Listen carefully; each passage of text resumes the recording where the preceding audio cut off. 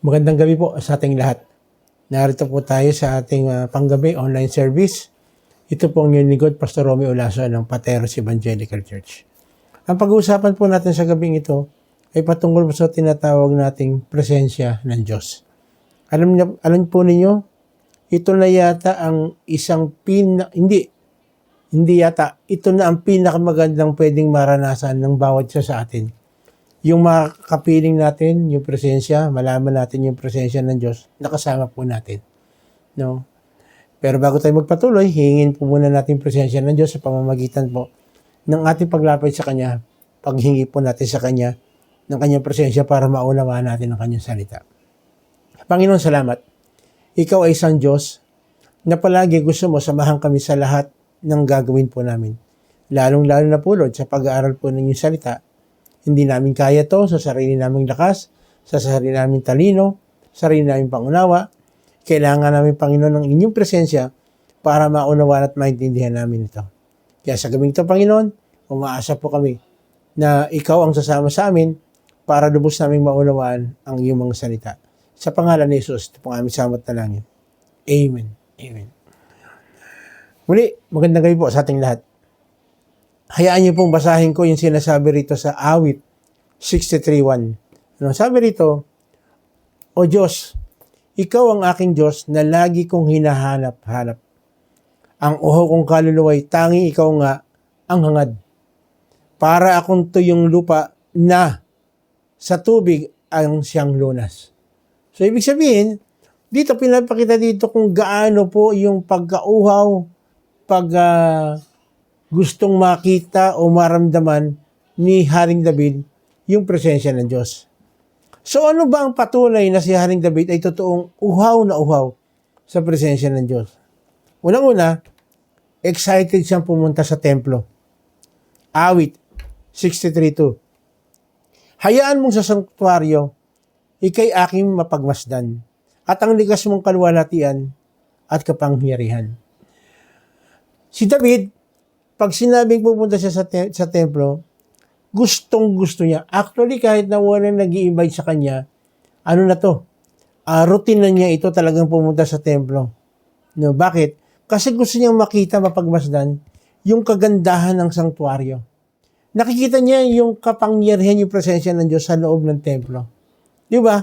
Pag pupunta tayo sa loob ng church, di ba, pakiramdam mo parang nasa, ewan ko lang po sa akin po personally, pag pumunta ka sa church, di ba pakiramdam mo parang hindi ka na makakabasag ng pinggan, pakiramdam mo parang malapit ka na sa langit, kumbaga.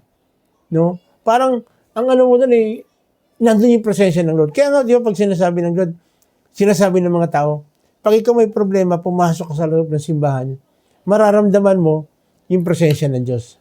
Which yun yung nangyayari kay David. Kahit na anong bigat ang problema niya, excited siya pumunta sa templo dahil alam niya, nandun yung katugunan, nandun yung pagsagot ng Lord. No? Kaya sabi niya rito sa Awit 27:4, kay Yahweh, isang bagay lang ang aking hinihiling.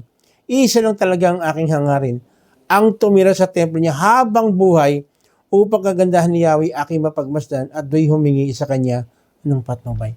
Kasi po yung templo, simbolo po ito nung tinatawag nating makikita natin pagdating natin doon sa kaharian ng Diyos. Kaya nga, dapat ang templo ay talagang pinapaganda, inaayos. Kaya kung mapapansin po ninyo, lahat gagawin ng mga tao para pagandahin yung templo. Bakit? Kasi dito mo mararamdaman yung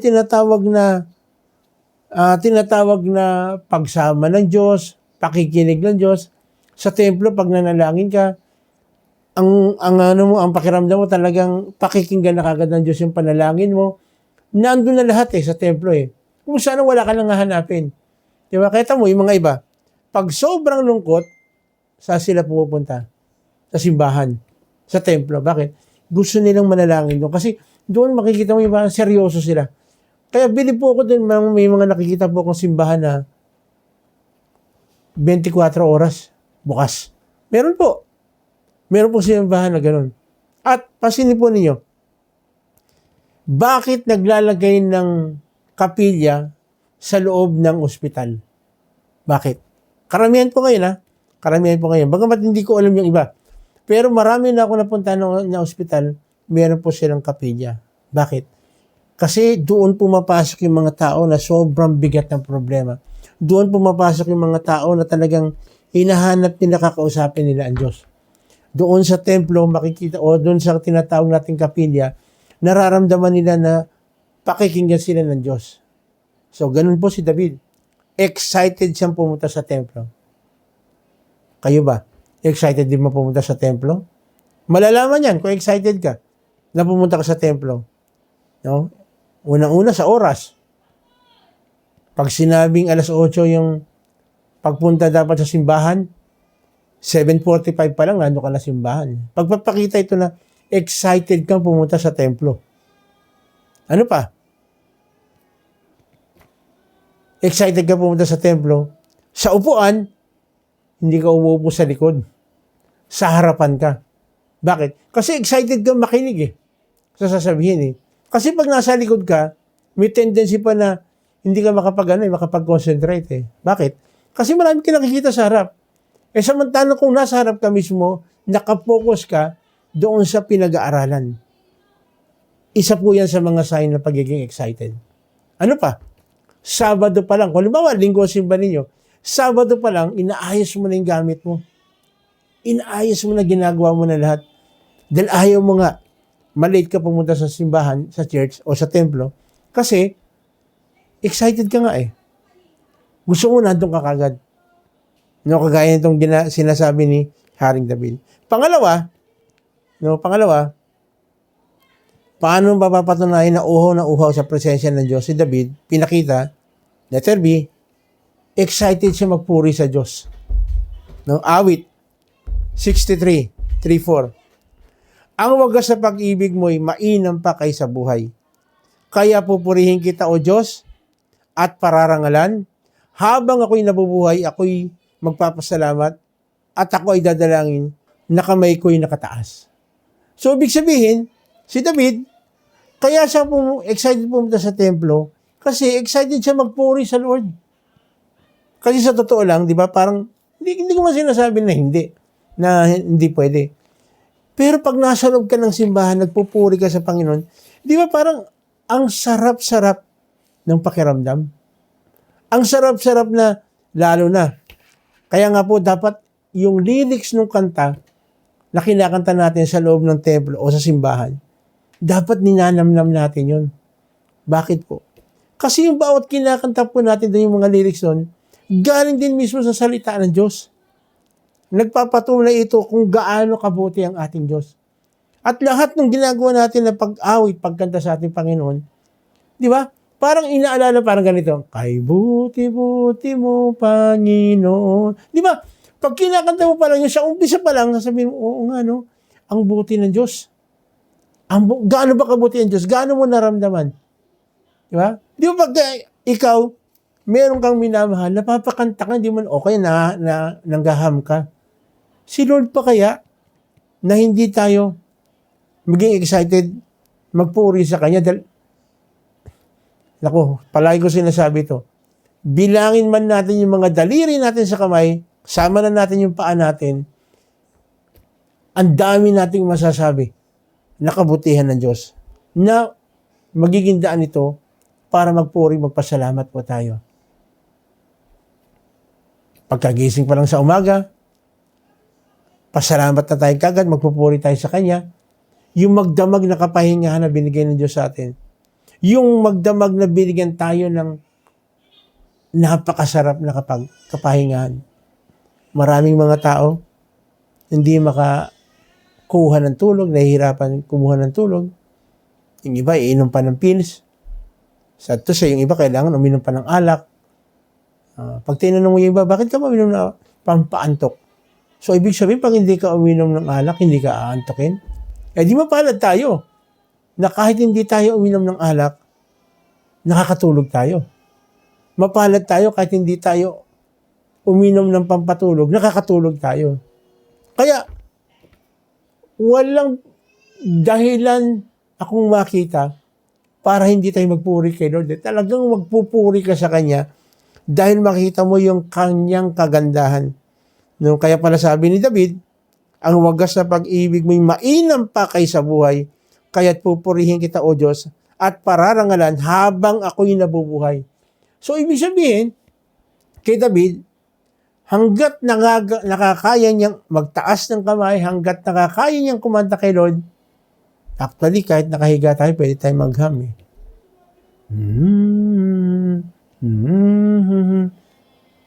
Alam naman ng Lord ito eh.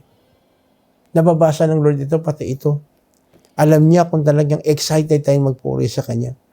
Kaya sinabi pa sa awit 104:33-34, aawitan ko si Yahweh, palagi kong aawitan, siya'y aking pupurihin habang ako'y nabubuhay, ang awit ng aking puso, sana naman ay kalugdan, pagkat ako'y nagagalak, nagpupuri sa may kapal. So, again, sinasabi rito, no, habang nabubuhay. No? Habang tayo nabubuhay, dapat magpasalamat tayo kay Lord. Dahil nabibigyan tayo ng extension sa buhay na ito. Kaya dapat palagi nating isipin na gaano kabuti ang ating Diyos. Kapag naisip natin to, mahihiya ka na hindi magpasalamat eh. Mahihiya ka na hindi magpuri sa Kanya. Salamat sa Panginoon. Dahil nakita natin, sa buong araw, nakita natin. Sa buong isang linggo, nakita natin. Kaya nga po eh, kapag meron po tayong tinatawag na Thanksgiving night, napakalaking bagay na makita natin na ito ay isa na namang pagpapakita ng excited tayo magpasalamat sa ating Diyos. Hinihin natin sa ating Panginoon na totoo na maging excited tayo magpuri sa Kanya. Pangatlo, bakit natin masasabi na si David ay uhaw na uhaw sa presensya ng Diyos? Bakit siya uhaw na uhaw? Letter C, kasi excited siya even sa kanyang paghihimlay. Awit 63:6-7. Laman ka ng gunita ko samantalang nahihimlay. Magdamag na ang palaging inisip ko ay ikaw. Ikaw ang sa akin tumutulong sa tuwina, kaya sa iyong pagkupkup ligaya kong aawitan ka. No? Alam niyo po, naranasan kasi ni David yung tinatawag na contentment dahil sa pagtitiwala sa presensya ng Lord sa kanyang buhay. Kaya nga, nasabi niya itong katagang ito, laman ka ng aking gunita samantalang nahihimlay. Alam niyo po, subukan ninyo. Hindi kayo makatulog, nakahiga ka, pwede ka manalangin, kahit na anong posisyon. Pero habang nakahiga ka, isipin mo, sa buong araw na yan, ano yung ginawa ng Lord na maganda sa buhay mo? Magugulat ka. May problema ka, pero inisip mo na ang buti ng Diyos, sinog yung problema mo. Ang buti ng Diyos, kasi sa buong araw, naranasan mo yung kanyang pag-iingat. Ang buti ng Diyos, dahil nakahiga ka, matutulog ka sa iyong kama, maraming mga tao, naghahangad ng pagtulog, pero hindi makatulog ng kagaya ng dinaranas mo sa mga oras ito. Alam niyo po, pagka gano'n ng kaisipan natin, pagkaintindi natin, even nakahiga ka, hihimlay ka, naalala mo yung kabutihan ng Diyos. Naalala mo, ano kaya, yung excited ka na matulog din, alam mo kinabukasan may bago na namang ipapa-experience na, i-amaze na naman tayo ng ating Panginoon. Ang daming pagkakataon. No? Huwag nating isipin yung negatibo kasi kung minsan, alam niyo kung bakit hindi tayo minsan makatulog. Ang iniisip natin yung ano kayang mangyayari, isipin mo, ano kayang himala ang gagawin ng Diyos habang ikaw yung natutulog, habang tayo natutulog, ano yung himala na pwedeng gawin ng Diyos. Ang isang napagandang himala, pag tayo natutulog, ayon sa science, yung mga tissue na sa katawan natin, maraming mga nire-repair, inaayos. Hindi ba napakagandang nun? Yung science mismo, sinasabi niya kung gaano kabuti ang ibig sabihin ng pagtulog. Kaya yung pagtulog, utang na loob natin sa Diyos yan. Bakit? Maraming mga taong di makatulog. Sobrang pag-iisip, sobrang problema, pero tayo, napalad tayo, kasi meron tayong Diyos na nagbibigay, nagpapaalala, na kasama niya tayo. Kasi sa totoo lang, pag natutulog tayo, wala po tayong kalaban-laban. Pwedeng gumawa ang kalaban, guluhin tayo, pero salamat, bago tayo matulog, hinihingi natin kay Lord, Lord, pakibantayan po ako. Pakibantayan po kami. Gusto namin maranasan yung tinatawag na ibig sabihin ng kapahingahan sa presensya niyo. Alam niyo po, pagka gano'n, alam naman ng Lord yung puso natin, magugulat ka. Hindi ka dati makatulog. Bakit? Paghiga mo pa lang, ramdam mo na, makakatulog ka na. Ako po, palagi ako nasasabihan na bibiro ng mga anak ko, miskin ang asawa ko. Sa maniwala at hindi kayo, ang tawag po sa akin, Madi. Ano po yung Madi? Madikit yung likod, tulog. Talagang ganun po ako eh. Lalo pag ang dami kong ginawa, napagod ako, ang dami kong inisip. Pero salamat sa Panginoon. Kasi iba, alam niyo ba na maraming mga tao na hindi makatulog dahil sa sobrang pagod kuminsan? Maraming may tao, mga ganun. Pero tayo, na kasama natin palagi yung presensya ng Diyos, even sa pagtulog, wala tayong iniintindi. Bakit? Alam kasi natin, sinurrender natin, yung ating buong tayo, lalo sa pagtulog natin, wala, kagaya ng sinabi ko po, wala tayong kalaban-laban. Pero salamat, ang sabi ng ating Panginoon, hindi niya tayo iwanan, hindi niya tayo pababayaan. Kaya pala sabi dito sa John, sa 1:10, dumarating ang magnanakaw para lamang magnakaw, referring to Satan, demonyo, pumatay at manira. Naparito ako, referring to Jesus Christ, upang ang mga tupa ay magkaroon ng buhay, buhay na masaganang lubos. Ang masaganang buhay po o masaganang lubos, hindi ibig sabihin na marami ka lang pera. Tandaan po natin, maraming mga tao, maraming pera, pero problematic. Maraming mga tao, ang laki ng bahay, hindi makatulog sa bahay, sa kanyang bahay. Maraming mga tao, maraming pagkain, masarap na pagkain, bawal naman sa kanya dahil meron siyang sakit. Ang pwede lang niyang kainin, gulay. Hindi ko sinasabi na hindi masarap ang gulay. Kaya lang, biruin mo, may ang daming klase ng pagkain, hindi mo makain dahil bawal sa'yo. Di ba nakakaano yun? Para nakaka-deprive, ang dami mong pambili, pero wala kang makain doon sa binili mong masasarap na pagkain. Ang kalakasan din po kasi natin, ng ating katawan, ay nasa kamay ng ating Diyos. Pwede tayong bigyan ng Lord ng masagana. Ang isang klase ng masagana ay meron tayong katawang may kalakasan. Ang isang tatawag natin masaganang buhay, yung sa loob ng bahay ninyo, nagmamahalan kayo ng asawa mo, ng mga anak mo. At ang isang masaganang buhay, masaya ka at kontento ka kung anong meron ka. Kaya sabi ng ating Panginoon, di ba? Naparito ako upang ang mga tupa ay magkaroon ng buhay, buhay na masaganang lubos. Kapatid, gusto mo ba ng masaganang buhay? Gusto mo ba ng maayos na buhay? Alam niyo po, isa sa pinakamaganda na nakita ko para maranasan mo yung presensya ng Diyos, yung ituring kanyang anak. Pero hindi lahat po ng tao ay anak ng Diyos. Hindi po lahat. Sino po yung mga anak ng Diyos? 1:12. Subalit ang lahat ng tumanggap at sumampalataya sa Kanya, referring to Jesus Christ, ay binigyan niya ng karapatang maging mga anak ng Diyos. Meron pa ba? Meron pa bang mas masaya kaysa sa ituring ka o tawagin kang anak ng Diyos? Palagay ko, wala na. Bakit? Kasi pag sinabi kang anak ka ng Diyos, lahat ng kailangan natin ibibigay ng tatay natin na nasa langit.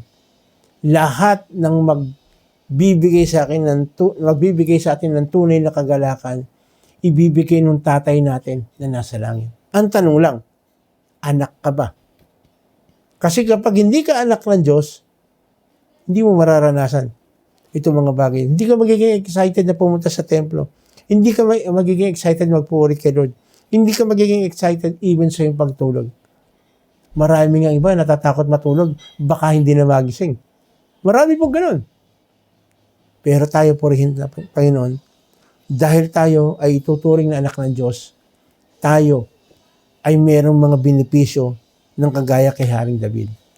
Merong excitement sa lahat ng ginagawa, lalong-lalo na patungkol sa ating Panginoon.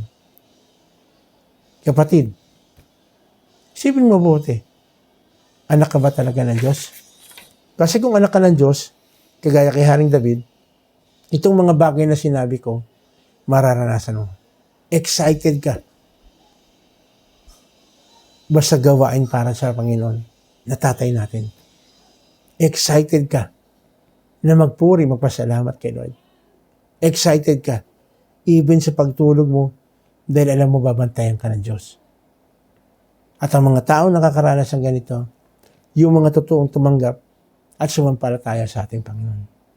Kapatid, sabi sa John 3:16, sapagkat gayon na lamang ang pag-ibig ng Diyos sa sangkatauhan. Tayo yun. Kaya't ibinigay niya ang kanyang kaisa-isang anak upang ang sinumang sumampalataya sa kanya ay hindi mapahamak kundi magkaroon ng buhay na walang hanggan. Ngayon pa lang, gusto ng Diyos, maranasan na natin ang kanyang presensya. At ang kanyang presensya mararanasan lang natin kung tayo sasampalataya at mananalig, ibibigay natin ang ating buhay sa ating Panginoon. Kapatid, kung itong ninanais mo, hindi mo ma-experience yung sinasabi ko itong mga bagay na ito. Excited pumunta sa church, excited magpuri kay Lord, excited even sa pagtulog, anyayahan kita sa isang panalangin. Yun ang pagbibigay ng buhay, pagtatalaga ng buhay, upang maranasan mo, maranasan natin ang tinatawag na kagandahan ng nasa presensya ng Diyos. Ako'y mananalangin, anyayahan kitang sumunod ka, kapatid. Ariin mo na sarili mong panalangin ito na nanggagaling sa iyong puso. Ikaw lang at si Lord. Habang sinasabi mo ang panalangin ito. Tayo pumikit. Tayo manalangin. Panginoong Sus, maraming salamat.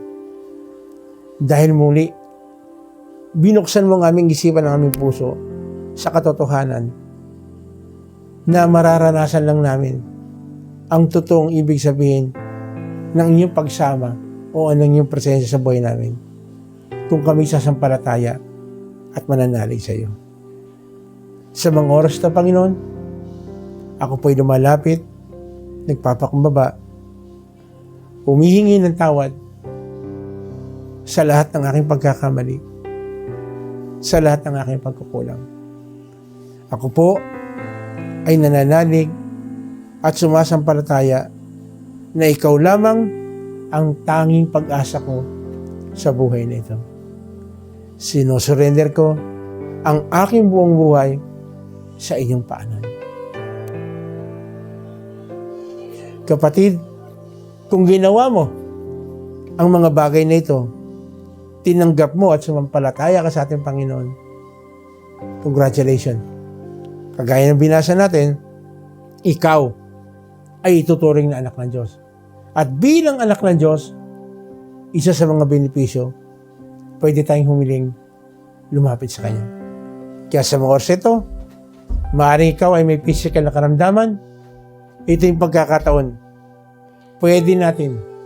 Pwede mong sabihin sa ating Panginoon, ano man yung physical na karamdaman mo, hilingin mo sa Kanyang kagalingan.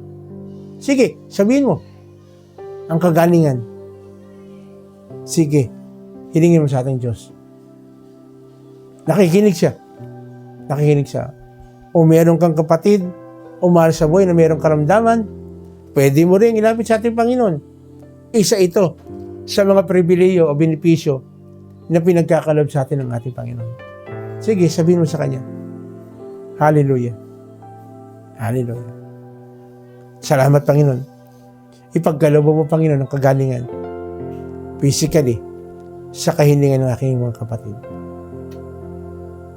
Emotionally, meron kang problema, yung relationship mo sa iyong asawa, sa iyong ama, sa iyong ina, sa iyong magulang, sa iyong anak, sa iyong kapatid, kasama sa trabaho, kasama sa eskwela, sa loob ng tahanan. Ito yung pagkakataon. Ayaw ng Lord na meron tayong kaaway. Sige, hilingin mo sa Panginoon na ma-restore yung relationship mo sa mga taong ito. Kung kinakailangan humingi ka ng tawad sa nagawa mo pagkakamali, o kung sila man ay nakagawa ng pagkakamali, gawan mo ng paraan. Ikaw lang gumawa ng paraan para ma-restore yung relationship ninyo. Dahil ayaw ng Lord na meron tayong kaaway. Sige, hilingin mo sa Kanya, palitan tayo ng puso, palitan ka ng puso na willing makipag-peace, makipag-ayos. Mga oras ito, nangangailangan ka financially. Ito yung pagkakataon. Hilingin mo sa ating Panginoon, willing siya. Kasi sabi niya, yung kanyang mga anak hindi niya pababayaan. Tulungan tayo ng Lord. Makahanap tayong trabaho. Yung trabaho na hindi magiging hadlang para palagi pa rin may oras tayo, panahon tayo para sa ating Ama na nasa langit. O turuan tayo ng Diyos na matuto tayo na gamitin natin ng tama yung mga resources na binigay sa ating Panginoon. Hallelujah. Lord, palayain mo rin ang bawat isa sa amin sa mga gawa ng kalaban o maalipin sa amin para totoo makapag-serve kami sa inyo. Yes, Lord. Palayain niyo po kami sa anumang klase ng bisyo na umaalipin sa amin na nagiging hadlang para magamit mo itong physical namin katawan para sa inyo. Makalaya po kami. Yes, Lord. Yes, Lord. Lord, pagpalain po ang aking mga kapatid nagdiriwang ng kanilang kaarawan o anniversary. Salamat po, Panginoon. Dahil ikaw ang patuloy na nagbibigay na extension ng buhay sa bawat isa po sa amin. Kaya na rin, Panginoon, tinataas po namin ang aming bansa. Kitang-kita po ninyo kung ano man yung nangyayari sa aming bansa na napakagulo, hindi malaman kung anong gagawin. Sa totoo lang, Lord, hindi na namin alam kung sinong paniniwalaan namin. Pero ang inyong salita ay makapangyarihan. Ang inyong presensya pag nasa amin, magkakaroon kami ng discernment sa lahat ng mga taong nakakausap namin. Tulungan niyo po kami, Panginoon, na huwag po kami magkamali. Huwag kami magkamali. Patuloy ang inyong salita, may pahayag namin sa mga tao na kasalumuhan namin. Yes, Lord. Yes, Lord. Kaya na ni Panginoon, pagpalain mo ang bayang Israel. Dahil ikaw mismo nagsabi, ang sino man magpala sa Israel ay yung pagpapalain. Kaya puni, pagpalain mo po bansang Israel. Salamat po, Panginoon. Sa gabing ito, alam po namin, pinatagpo mo na ang lahat ng aming pangangailangan at magkakaroon kami, Panginoon, ng kagaya ng puso na kay Haring David, excited na palaging lumapit sa inyong presensya. Magpupuri kami palagi dahil ikaw ay isang napakabuting Diyos. At even sa aming pagtulog, paghimlay sa gabing ito, nag-expect na po kami. Nasasamahan niyo po kami at gagabayan niyo kami. Kaya muli, sa gabing ito, Panginoon, maraming salamat po sa gagawin mo sa amin sa gabing ito, sa buong magdamag. At alam po namin, Panginoon, na mangyayari, magaganap ang lahat ng aming kahilingan sapagkat hiniling po namin ito sa pangalan ng aming Panginoong Sus. Amen. Amen. Muli, ito pong yung likod, Pastor Romy Olaso, ng Pateros Evangelical Church, nagsasabi, kung meron po kayong mga katanungan regarding dito sa pinag-aralan po natin, huwag po kayo magkatabili. Willing po kaming sagutin. Ayan, lalabas po dyan sa inyong mga screen kung saan po kayo po pwede mag-message. Dahil gustong-gusto po namin na kayo matulungan. O kung meron lang kayong mga prayer request, huwag din po kayo magkatabili. Isasama po namin sa panalangin yan. Lang po kayo, mag-message lang po kayo. At kung kayo po ay talagang gustong-gusto po ninyong makaranas pa ng mga ganitong pag-aaral, Sumuporta lang po kayo, palagi po kayo manood ng mga ganitong gawain. Muli, ito po yung lingkod, Pastor Romy Olaso, nagsasabing, pagpalain po tayo ng ating Panginoon, magandang gabi po sa ating lahat.